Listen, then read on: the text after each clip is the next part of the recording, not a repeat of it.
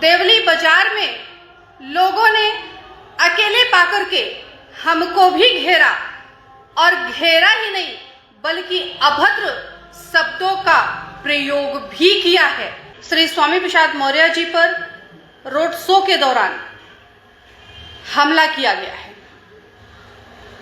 और हमला ही नहीं बल्कि हम तो कहेंगे जानलेवा हमला किया गया है, क्योंकि उनकी गाड़ी पर किनारे से ऊपर से हर तरफ से पत्थर और ईंटें और बड़े बड़े गुम्बे अभी भी उनकी गाड़ी में मौजूद हैं। मैं डॉक्टर संघमित्रा मौर्य आज पिताजी श्री स्वामी प्रसाद मौर्य जी पर रोड शो के दौरान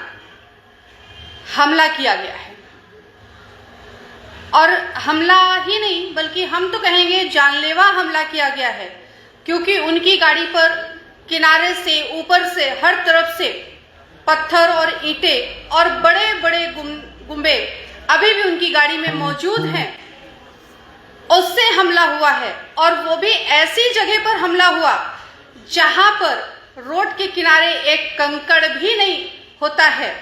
उस जगह पर ईंट और पत्थर के साथ में हमला हुआ है। और इतना ही नहीं,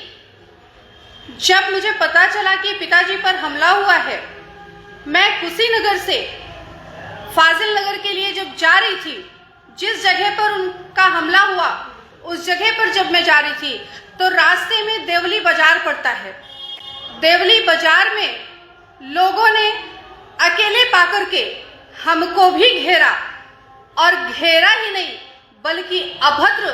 शब्दों का प्रयोग भी किया है। मैं लाइव आने की वजह सिर्फ इतनी है कि आज जो पिताजी पर हमला हुआ है वो हमला किसी प्रत्याशी पर, किसी व्यक्तिगत रूप से नहीं, किसी पार्टी पर नहीं,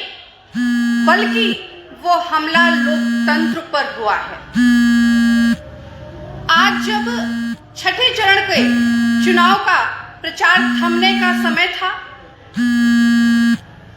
पूर्व प्रस्तावित कार्यक्रम में पिताजी का रोड शो था और रोड शो के दौरान उनकी गाड़ी पर हमला करना, और वो भी एक दो गाड़ियां नहीं, जिनको ये लग रहा हो कि पिताजी का हमला सिर्फ दिखावा है, उनको तो मैं ये भी कहूंगी कि फाजिल नगर के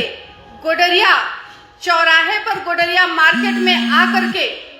देख लीजिए किस तरह से 100 की 100 गाड़ियां डैमेज की गई हैं, किस तरह से वहां पर पिताजी के चालक के पत्थर लगा और उसका आधा कान कट गया है, किस तरह से लोगों के पैर टूटे हैं, किस तरह से लोगों के सर फटे हैं। और इतना ही नहीं बल्कि कुछ लोगों ने तो 5000 नंबर देख करके लोगों को बाहर निकाल करके भी इस तरह मारा है कि उनके हाथ में और उनके सीने पर, उनकी पीठ पर डंडों के निशान भी दिखाई दे रहे हैं। हमने कहा प्रचार नहीं करेंगे, नहीं किया, लेकिन आज मैं खुलकर कहती हूँ और निवेदन भी करती हूँ इस लाइव वीडियो के माध्यम से कि फाजिल नगर की जनता जो प्यार आशीर्वाद स्नेह दे रही थी, वो अब उससे दुगनी संख्या में 3 मार्च को देगी और ऐसे कुकृत्य करने वालों को मुंह तोड़ जवाब 10 मार्च को मिलेगा। और जो हमें समय समय पर सलाह देते हैं कि आप भी इस्तीफा दे दो, या अफवाह फैलाते हैं कि संघमित्रा मौर्य भी पार्टी छोड़ने वाली हैं, इस्तीफा दे दीजिए, मैं उनको भी स्पष्ट कर देना चाहती हूं कि संघमित्रा मौर्य भारतीय जनता पार्टी की कार्यकर्ता है, भारतीय जनता पार्टी की सांसद हैं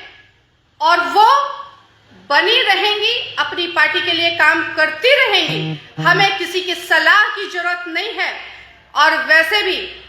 हम बदायूं की देवतुल्य जनता के अमूल्य वोट रूपी आशीर्वाद से चुन करके देश की संसद में गए हैं।